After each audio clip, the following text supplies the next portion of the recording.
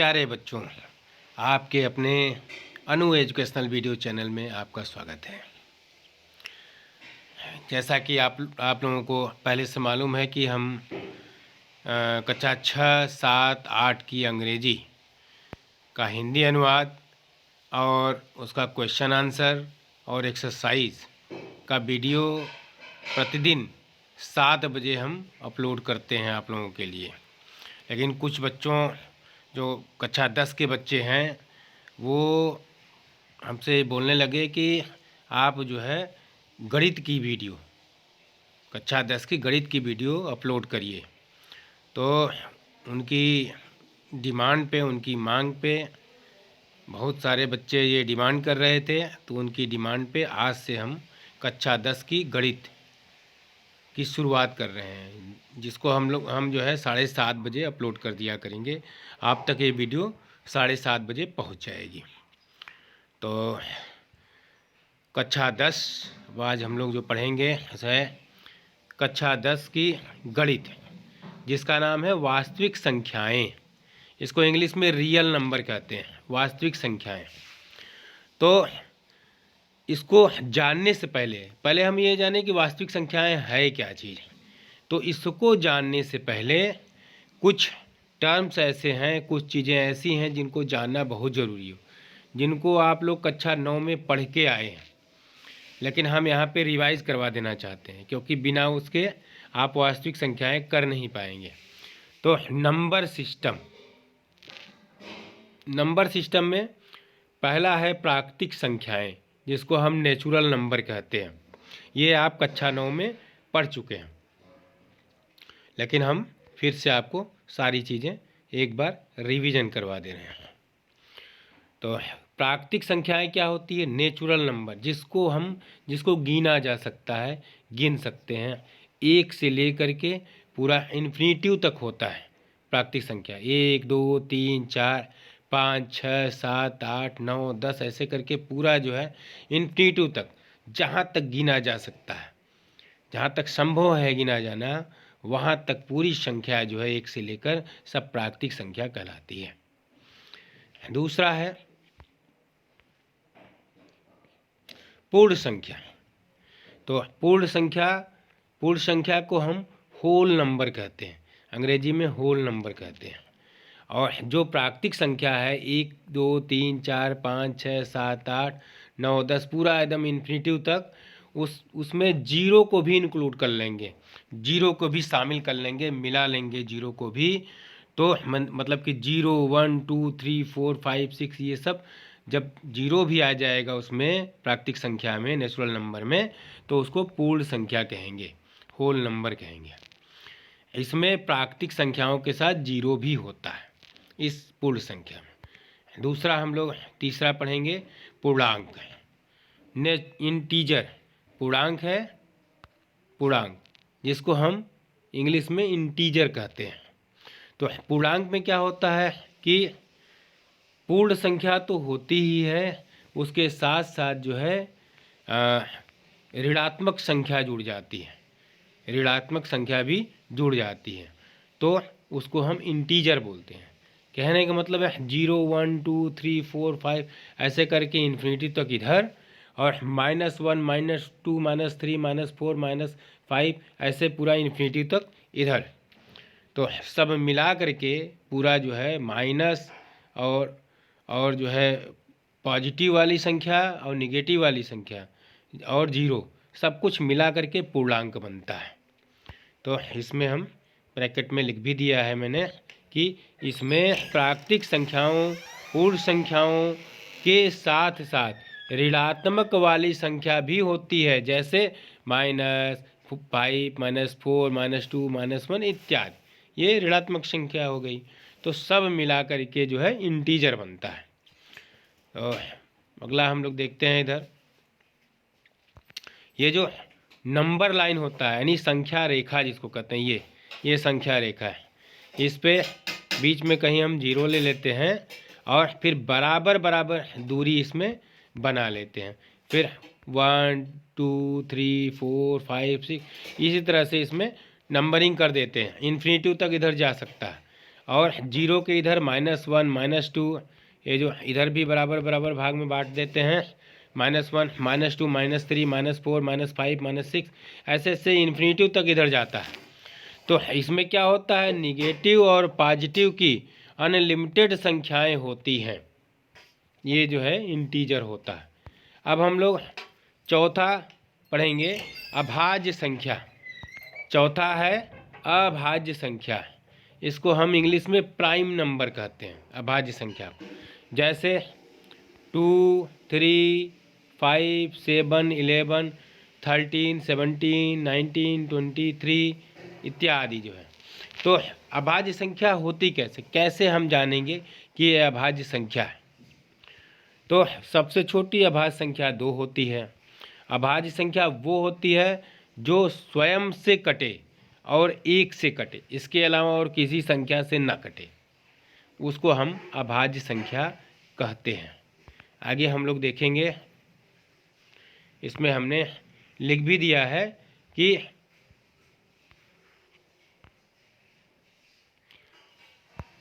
अभाज्य संख्या उसे कहते हैं जो एक और खुद की संख्या से कट जाए, उसे प्राइम नंबर कहते हैं या अभाज्य संख्या कहते हैं, खुद की नंबर से ही कटे। जैसे 3 है, 3, तो 3 जो है किससे कटेगा, 1 से कटेगा। 1 3 जा 3, 1 से कटेगा। या 3 जो है 3 से कटेगा, स्वयं से कटेगा, यानी 3 1 जा 3, स्वयं से कटेगा। और किसी संख्या से 3 नहीं कटेगा, तो 3 क्या है, ये अभाज्य संख्या है। इसी तरह से 2 भी अभाज्य संख्या है, 5 भी अभाज्य संख्या है। जितना पीछे हम बताए हैं वो सब सारी अभाज्य संख्याएं हैं, उसके अलावा भी बहुत सी अभाज्य संख्याएं हैं। तो अब पांचवा है संयुक्त संख्या। पांचवा है संयुक्त संख्या, कंपोजिट नंबर, इसको अंग्रेजी में कहते हैं कंपोजिट नंबर। जैसे 4 6 8 9 10 12 14 16 18 20 इत्यादि। तो संयुक्त संख्या होती क्या है? संयुक्त संख्या यानी कंपोजिट नंबर उसे कहते हैं जो 3 या 3 से ज़्यादा संख्याओं से कट जाए। वहाँ जो है अभाज्य संख्या में 2 संख्या से कट रही थी, एक तो 1 से कट रहा था और दूसरे स्वयं की संख्या से कट रहा था, खुद की संख्या से। और यहाँ पे क्या है, संयुक्त संख्या में 3 या 3 से ज़्यादा संख्याओं से कट जाए। इसका मतलब है जिसके 3 या तो 3 से ज़्यादा फैक्टर हो उसे कंपोजिट नंबर या संयुक्त संख्या कहते हैं। तो जैसे इसी में अगर देख लिया जाए तो ये जो 4 है, मान लो 4, तो 4 को हम जो है किस किस से काट सकते हैं? 2 से काट सकते हैं, 2 दूनी 4, एक तो ये हो गया। 1 से भी काट सकते हैं, 1 4 जा 4, 1 चौके 4, तो ये भी हो गया। 1 और 2 और 4 से भी हम इसको काट सकते हैं, 4 से काट देंगे तो ये जो है 4 एकनम 4, तो हम 3 संख्या मिल गई हमको, तो ये कंपोजिट नंबर है। इसी तरीके से सारी संख्याओं को हम करके देख लेंगे। अगला है हमारा इवन नंबर यानी सम संख्या। अगला क्या है? छठा इवन नंबर या सम संख्या। सम संख्या जैसा कि हम लोग जानते हैं, ये 9th क्लास में सब पढ़ चुके हैं बच्चे, लेकिन फिर भी यहाँ हम बताना चाहेंगे कि सम संख्या है 2 4 6 8 10 12 14, यानी 2 का जो पहाड़ा पढ़ते हैं, यानी 2 से कट जाए अगर, या 2 के पहाड़े में जो आए, जैसे 2 दूनी 4, 2 तिहाई 6, 2 चौके 8, 2 पंचे 10, 2 छक 12, 2 से 14, 2 8 16, ये सब सारी संख्याएं जो है सम संख्या कहलाती है। या 2 से उस संख्या को भाग देने पर शेषफल 0 आए तो उसे सम संख्या कहते हैं। ये हमने लिख भी दिया है कि इसमें ऐसी संख्या होती है जो 2 के गुणा में आता हो या तो कोई ऐसी संख्या जिसे 2 से भाग देने पर उसका शेषफल 0 आए उसे सम संख्या कहते हैं। तो सम संख्या हम लोग जान गए। अब हम लोग विषम संख्या देखेंगे कि विषम संख्या क्या होती है। विषम संख्या, जिसको अंग्रेजी में ऑड नंबर भी बोलते हैं, जैसे कौन कौन सी हैं? 1, 3, 5, 7, 9, 1 से स्टार्टिंग होती है विषम संख्या की, और अभाज्य संख्या की 2 से, और 2 जो है अभाज्य संख्या में सबसे छोटी थी वहाँ, यहाँ विषम संख्या में 1 सबसे छोटा है। तो 1, 3, 5, 7, 9, 11, 13, 15, 17, 19, 21, 23 ऐसी तमाम जो है विषम संख्याएँ हैं। तो विषम संख्या क्या होती है? जैसे सम संख्या में 2 से भाग दें तो वो पूरा पूरा कट जाए, 0 आ जाए।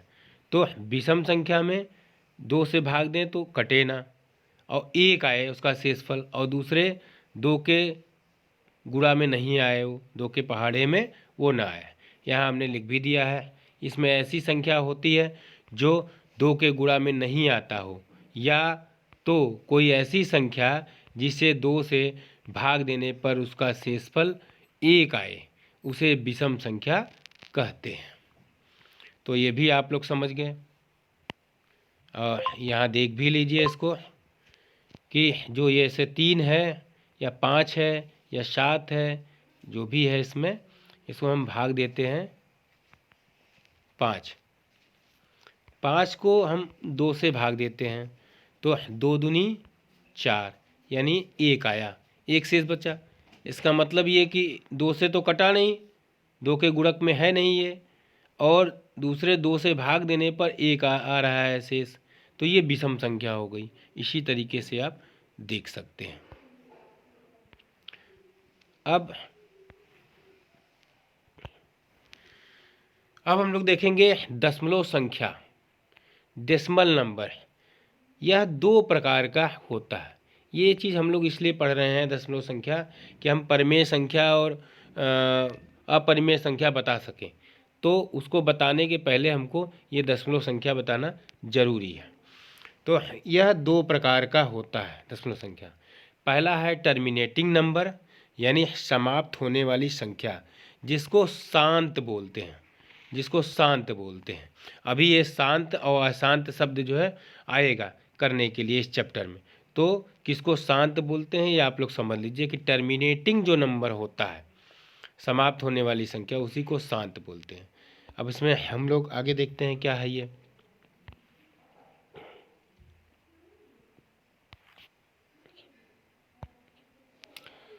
टर्मिनेटिंग नंबर उसे कहते हैं जो है ऐसा फ्रैक्शन भिन्न होता है। टर्मिनेटिंग नंबर ऐसा भिन्न होता है जो पूरी तरह से कट जाए, अर्थात जिसका शेषफल 0 आ जाए, तो उसको टर्मिनेटिंग नंबर कहते हैं।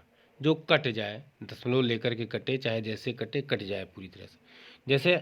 जैसे है 5/2, 2/5, 6/2, 3/2 या 2.25 इत्यादि, ऐसी तमाम संख्याएं। तो अब यहाँ हम देखते हैं कि हम 5 को 2 से जब काटते हैं तो 2 दूनी 4, यहाँ 4 आ गया, 2 दूनी 4, तो फिर जो है 5 में से 4 गए 1, फिर हम पॉइंट यहाँ लगाएंगे तो ये जो है 0 उतरेगा, तो 2 पंचे ये 10, यहाँ 10 आ गया, तो ये कट जाएगा, यानी 2.5 इसका आ गया, तो ये कट गया, ये कट गया, टर्मिनेट हो गया, इसलिए इसको टर्मिनेटिंग नंबर कहते हैं जो है। और फिर हम ये 5 से, यानी 2/5 को करेंगे, यानी 5 से 2 को भाग लगाएंगे तो 2 जाएगा नहीं, 5 बड़ा है, तो 0, तो दशमलव ले जाएंगे, तो 0 दशमलव ले जाएंगे, तो यहाँ पे 2 के बाद 0 आ जाएगा, तो 5 चौके 20, यहाँ 20 आ गया, तो इसको हम काट देंगे जो है। तो ये भी टर्मिनेट हो गया, इसके आगे नहीं बढ़ा, 0.4 में ये टर्मिनेट हो गया। अब हम जैसे 6/2 है, अब हम 2 से 6 को भाग लगाएंगे, तो 2 तिहाइयाँ 6, ये भी टर्मिनेट हो गया।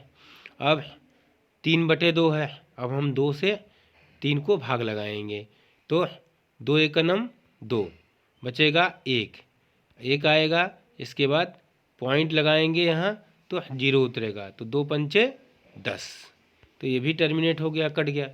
तो ये सब क्या है? ये सब टर्मिनेटिंग नंबर है। ये सब जितना अभी बताया हमने, यह सब टर्मिनेटिंग नंबर है।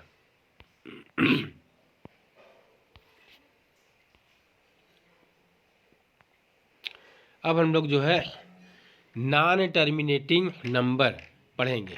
नॉन टर्मिनेटिंग नंबर यानी गैर समाप्त होने वाली संख्या, यानी समाप्त नहीं होती, इसको अशांत भी बोलते हैं, इसको अशांत भी बोलते हैं। अभी हम लोग जब क्वेश्चन करेंगे आगे जो है किताब में, तो अशांत शब्द आएगा, तो यही अशांत होता है नॉन टर्मिनेटिंग नंबर, इसलिए इसको अच्छे से समझ लीजिए। यह 2 प्रकार की होती है, यह जो है नॉन टर्मिनेटिंग नंबर जो है 2 प्रकार की होती है।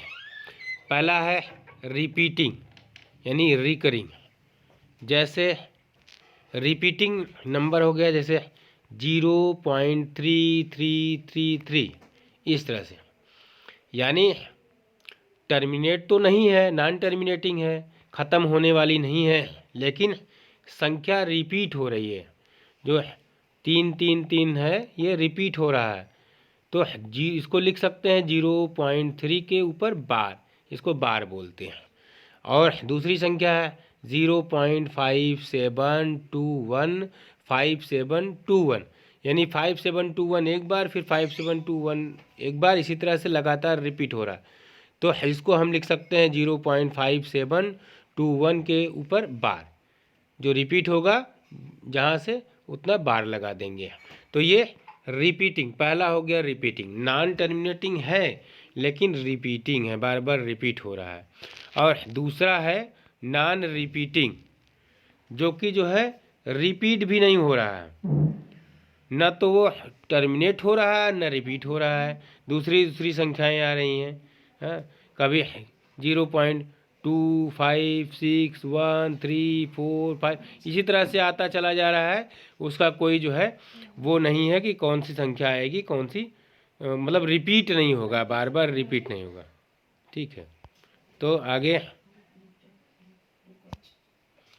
ऐसी संख्या जो पूरी तरीके से नहीं कटती है, इसका मतलब जिसका शेषफल 0 नहीं आए, 0 नहीं आए।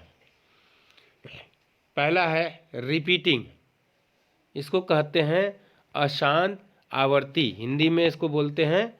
जब नॉन टर्मिनेटिंग और रिपीटिंग हो तो उसको अशांत आवर्ती बोलते हैं, इसको सिर्फ आवर्ती बोलते हैं। और जो नॉन टर्मिनेटिंग और रिपीटिंग रहेगा तो उसको अशांत आवर्ती बोलेंगे, इसका हमको इस्तेमाल होगा, इसलिए इसको ध्यान से देखिए। जैसे एग्जांपल है 2/3, 1/3 और 2/6, जिसमें देखिए 2/3 है तो 3 से हम 2 को भाग लगाए हैं, यहाँ पे लगा के हमने दिखाया है कि जब पॉइंट लगा देंगे, चूँकि 3 से 2 में भागा लगेगा नहीं, तो पॉइंट लगाएंगे तो 2 के आगे हम 0 बढ़ा देंगे, तो 3 छंग 18, यहाँ 18 आ गया, फिर ये 10 में से 8 गया 2, फिर जो है 0 अपने आप उतर जाएगा 20, तो फिर 3 छंग 18 करेंगे, फिर 18 आ जाएगा, फिर 2 आएगा, फिर 0 उतरेगा, फिर 3 छंग 18 करेंगे, फिर 2 उतरेगा, इसी तरह से ये बढ़ता चला जाएगा, ये समाप्त नहीं होगा। 0.66666 ऐसे चलता जाएगा, ये समाप्त नहीं होगा।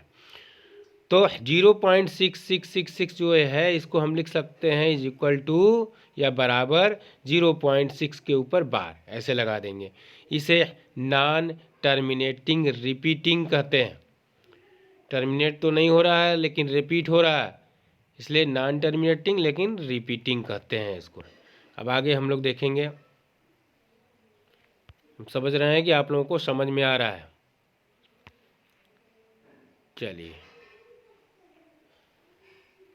अब ये है नॉन रिपीटिंग या नॉन रिकरिंग भी कहते हैं इसको।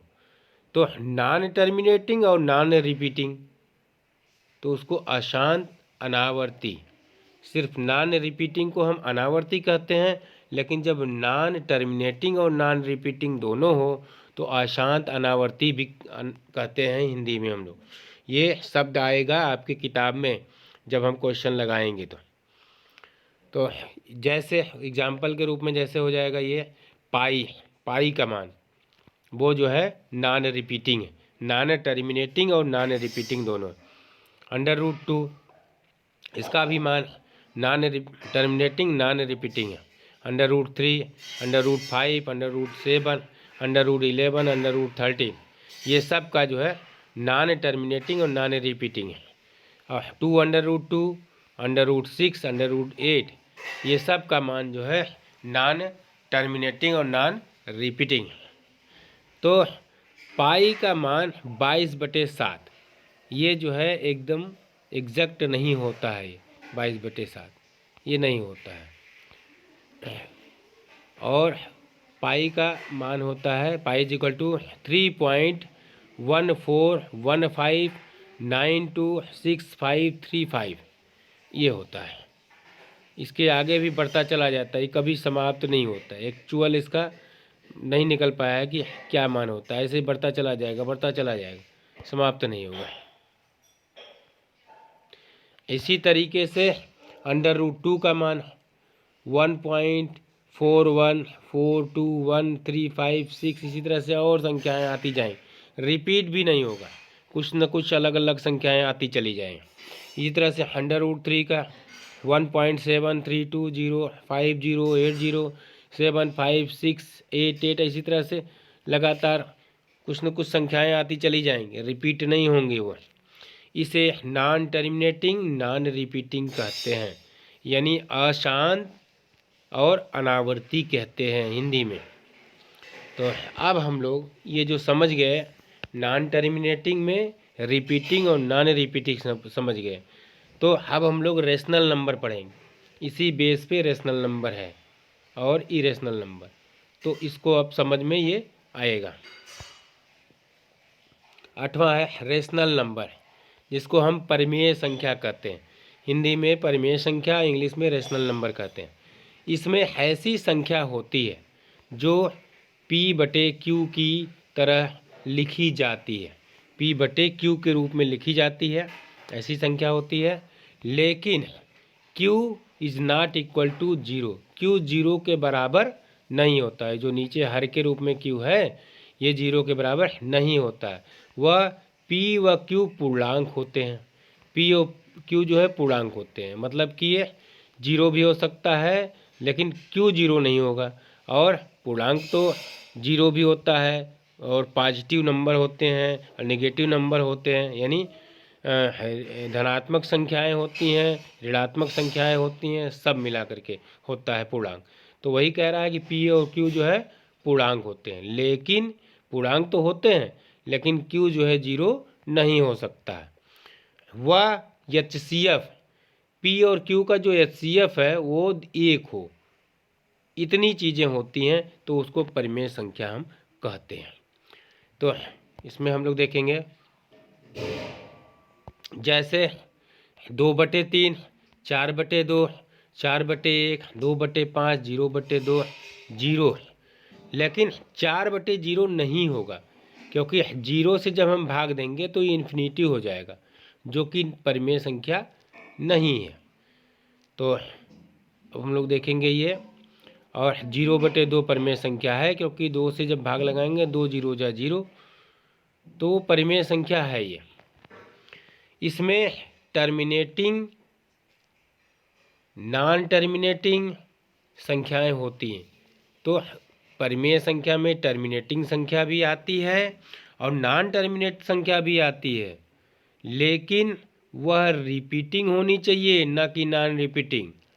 नॉन टर्मिनेटिंग संख्या तो हो लेकिन वह रिपीटिंग होनी चाहिए। जैसे वहाँ आया था 0.666, ये रिपीटिंग। नॉन रिपीटिंग संख्या नहीं होनी चाहिए, जो कि पाई का मान था नॉन रिपीटिंग, ये नहीं होना चाहिए। √2 का मान था, ये नहीं होना चाहिए।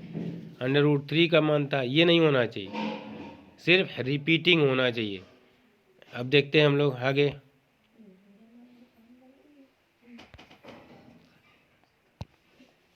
जैसे 2/3 होगा। क्यों होगा? क्योंकि जब 3 से 2 को भाग लगाएंगे तो दशमलव बढ़ाएंगे तो 0 हो जाएगा। तो 3 छंग 18, फिर 2 बढ़ेगा, 2 आएगा हासिल इसका, और फिर 0 अपने आप उतर जाएगा। फिर 3 छंग 18, फिर 2, फिर 0 बढ़ जाएगा, 3 छंग 18, फिर 2। क्योंकि यह P/Q के रूप में लिखा है और रिपीटिंग भी है, रिपीट भी किया गया है, इसलिए यह जो है क्या है, ये परिमेय संख्या होगी। दूसरा देखते हैं 13/7 संख्या, ये भी रेशनल नंबर होगा क्योंकि P/Q के रूप में लिखा हुआ है, हाँ, और नॉन टर्मिनेटिंग के साथ साथ रिपीटिंग भी है। नॉन टर्मिनेटिंग तो है लेकिन रिपीट भी किया गया है। जैसे 7 का 13 में भाग लगाएंगे तो 7 1 जा 7, 1 नम 7, 7 का अगर जो है 13 में भाग लगाएंगे तो 7 1 नम 7, बचेगा 6, फिर पॉइंट लगा देंगे, 0 उतर जाएगा, 60 हो जाएगा, तो 7 8 56 हो जाएगा। फिर ये 4 बचेगा, फिर 0 अपने आप उतर जाएगा 40, और 7 5 35, 5 उतर जाएगा, फिर जो है 0 बढ़ जाएगा 50, तो 7 7 49, फिर 1 आ जाएगा, फिर 7 1 नम 7, फिर 3 आएगा, फिर 0 बढ़ेगा, 7 दूनी 7 चौके 28, फिर इसके बाद 2 हो जाएगा 24, 7 दूनी इसमें आ जाएगा, ये 2 होगा 0 हो जाएगा यानी 20, तो 7 दूनी 14। इसी तरीके से ये आगे बढ़ता जाएगा। अब फिर 8 गया है, ये रिपीट हो रहा है, आगे ये रिपीट हो रहा है। देखिए 8 आया, फिर 5 आएगा, फिर 7 आएगा, 1 आएगा, इसी तरह से ये रिपीट हो रहा है। अब आगे हम लोग देखते हैं।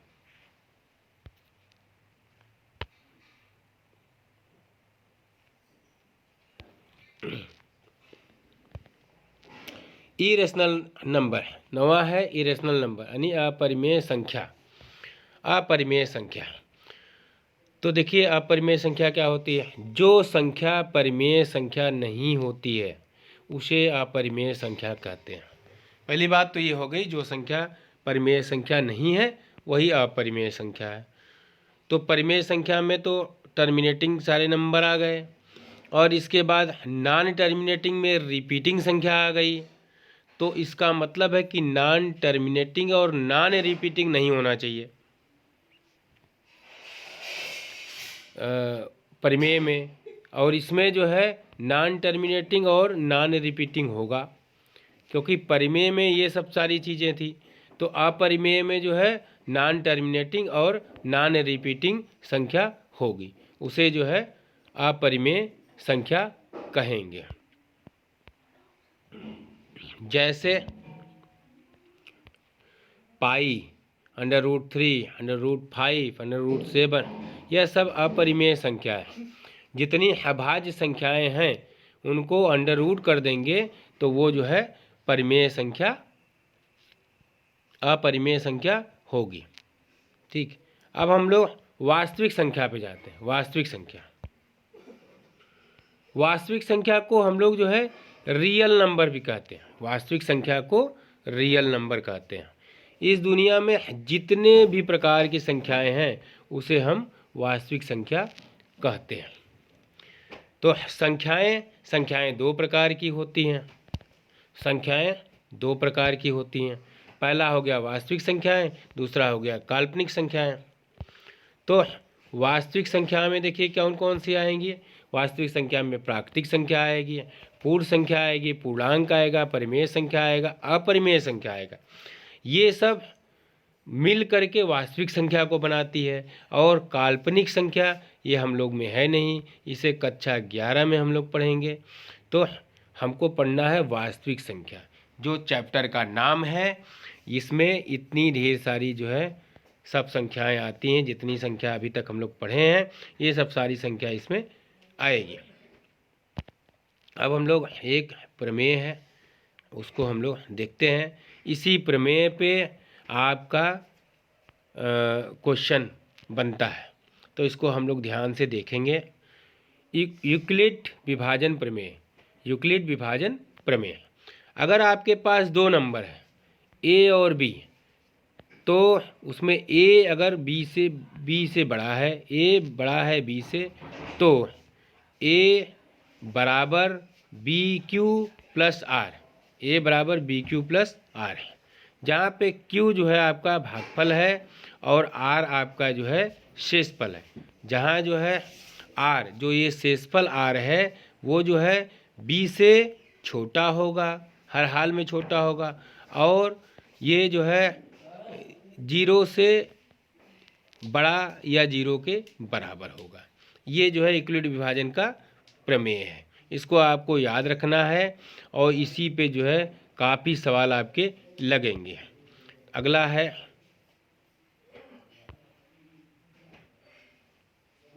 इसको उदाहरण से हम लोग देखते हैं।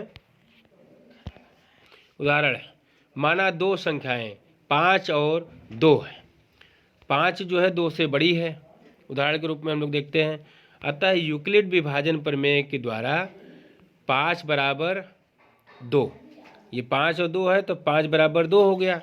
अब 2 से हम 5 को भाग लगाएंगे तो 2 दूनी 4, बचेगा 1। और तो ये जो क्वेश्चन है, जो ये निकला है हमारा जो है भागफल, वो क्यू होता है, और ये जो शेषफल है वो आर होता है। तो यहाँ पे ये हो गया क्यू और ये हो गया आर।